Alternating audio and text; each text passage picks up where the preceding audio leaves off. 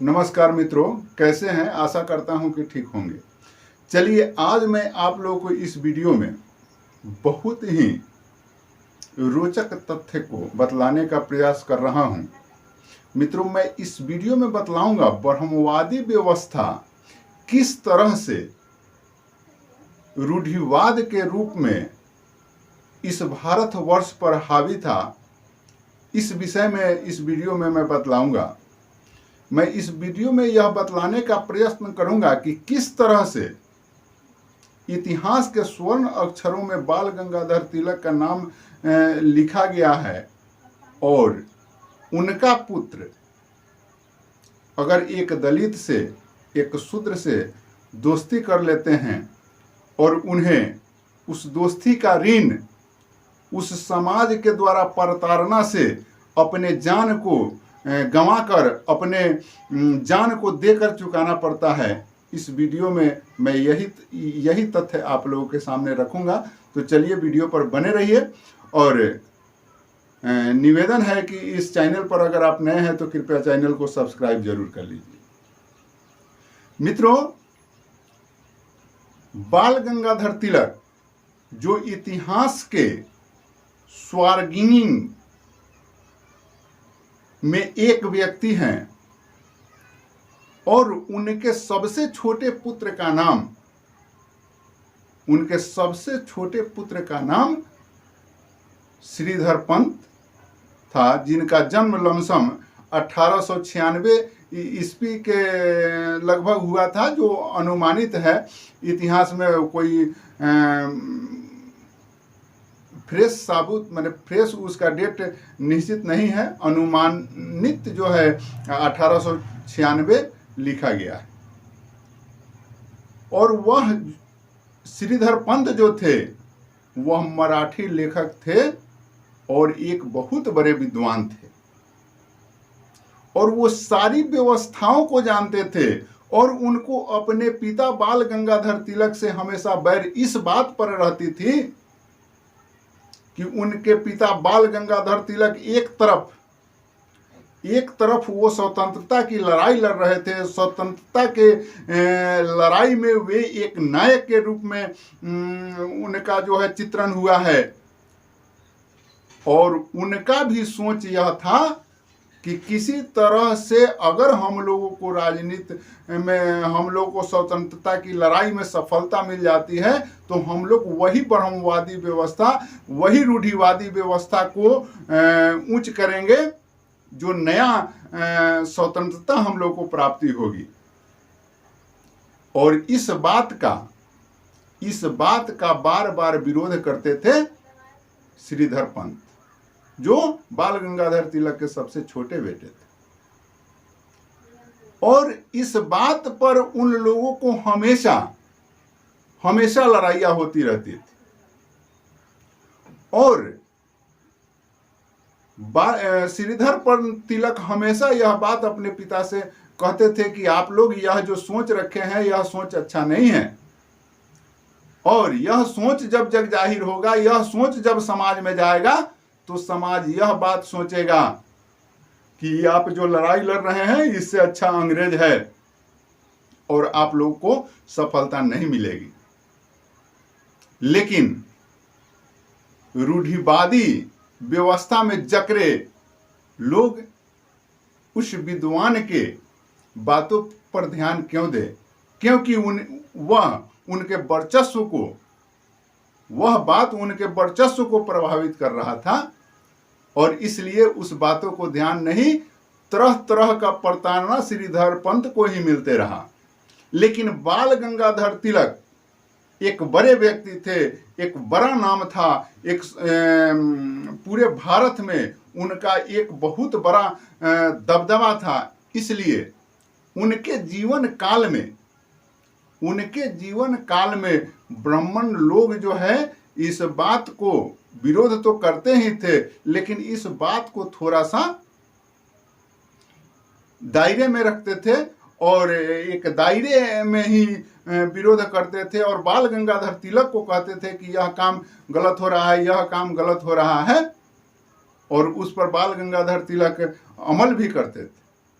जो इतिहास के बहुत बड़े, जो समाज सुधारक के रूप में, जो स्वतंत्रता के लड़ाई में जिनका अहम भूमिका इतिहास के पन्नों में लिखा हुआ है, उन व्यक्ति का क्या सोच था, थोड़ा सा इस पर आप गौर कर सकते हैं। वो एक तरफ हमें दिखाने के लिए लड़ाई लड़ रहे थे और एक तरफ वो अपना सोच रखे थे कि हम वही रूढ़िवादी व्यवस्था जो है यहाँ के जनताओं पर थोपेंगे, जो धर्म के नाम पर गरीब गुरुओं को, दलितों का शोषण करने वाला जो व्यवस्था है। तो इस व्यवस्था का श्रीधर पंत विरोध करते थे और मात्र एक दलित व्यक्ति से, एक शूद्र व्यक्ति से उन्हें दोस्ती हो गया, इस पर उन्हें प्राण गंवाना पड़ा। ये बहुत बड़ी बात है मित्रों। इससे पहले जब श्रीधर पंत की विवाह की बात होती है और उस समय सारे ब्राह्मणों की टोली जो है यह बात का दबाव बनाता है बाल गंगाधर तिलक पर कि आपके भोज में हम लोग तब ही खाएंगे जब आप पंचगव्य का पालन करेंगे, आप पंचगव्य प्रसाद को ग्रहित करके शुद्ध जब होंगे तब हम लोग जो है आपके भोज में शामिल करेंगे। तो भाई बाल गंगाधर तिलक अशुद्ध कैसे हो गए थे? तो अशुद्ध वह इसलिए हो गए थे कि उनका पुत्र जो है शूद्र से, उनका पुत्र जो है दलित से दोस्ती करता है और उनके साथ उठन बैठन करता है और दलित से और शूद्र से ब्राह्मणों का देह छुआ जाता था तो वह अशुद्ध माने जाते थे, ऐसा प्रावधान था। तो यह बात जब श्रीधर पंत को पता चला तो श्रीधर पंत ने अपने पिता को कहा कि पिताजी अगर ऐसी बात है तो मेरा विवाह ही नहीं कीजिए और यह पंचगव्य और ये शुद्धिकरण की कोई आवश्यकता नहीं है, मेरा विवाह ही नहीं कीजिए। लेकिन यह विवाद फिर आगे समाप्त हुआ, कारण कि शुद्ध तो बाल गंगाधर तिलक को होना था, वो अपना शुद्धि किए और यह विवाद खत्म हुआ। ऐसे ही चलते रहा और एक समय आया 1920 में जब बाल गंगाधर तिलक की मृत्यु हो जाती है और उनके पुत्र को ब्राह्मणों के द्वारा जब प्रताड़ित करने लगा जाता है, जब क्योंकि बाल गंगाधर तिलक की मृत्यु हो गई है और उनका पुत्र को विशेष सपोर्ट नहीं है, अब ब्राह्मणों के द्वारा उनके परिवार पर दबाव बनाया जाने लगा कि आप अपने पुत्र को समझाइए, नहीं तो समाज से हम लोग आपको छांट देंगे। और जब उनके परिवार के लोग यह बात जब श्रीधर तिलक से करते हैं तो श्रीधर तिलक के ऊपर जैसे पहाड़ टूटने लगता है और वह यह सोचने पर मजबूर हो जाते हैं कि एक मेरे चलते मेरे पूरे परिवार को ये ब्राह्मणों के दंश का झेल झेलना पड़ेगा और इस पर वह विचार करने लगते हैं और अंततः वह इस विचार पर पहुंचते हैं कि क्यों ना मैं अपने इस शरीर को, इस प्राण को ही खत्म कर दूं कि जिससे हमारे परिवार पर जो दोष उत्पन्न हो रहा, हमारे परिवार को जो कष्ट हो रहा है वह कष्ट दूर हो जाएगा। क्योंकि जब मैं जिंदा रहूंगा और मेरे शरीर के अंदर यह ज्ञान है तब तक मैं एक एक क्षण मरते हुए नहीं जी सकता, इसलिए मैं इस जिंदगी को ही समाप्त कर दूंगा। और उन्होंने यह फैसला ले लिया और एक चिट्ठी लिखते हैं डॉक्टर भीमराव अंबेडकर को और उस चिट्ठी में वह दर्शाते हुए लिखते हैं कि मित्र, आज मैं तुम्हारे दोस्ती को बरकरार रखने के लिए मैं अपने जीवन को हार रहा हूं। और उसी समय पुणे में जो है एक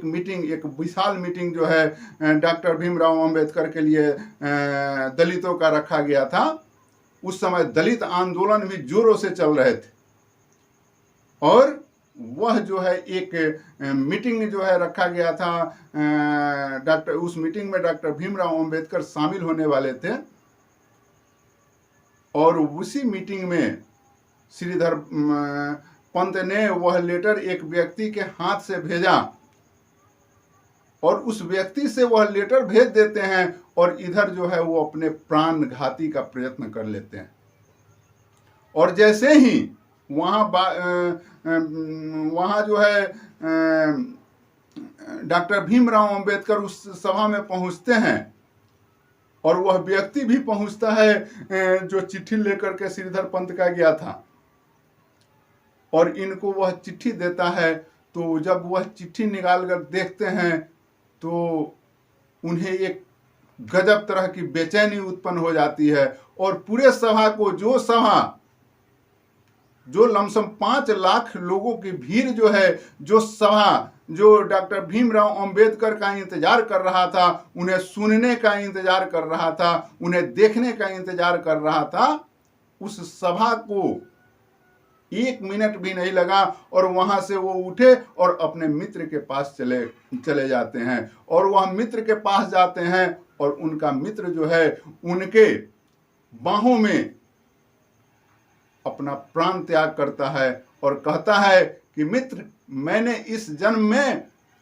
यह दोस्ती निभा दिया और मैं ईश्वर से प्रार्थना करता हूं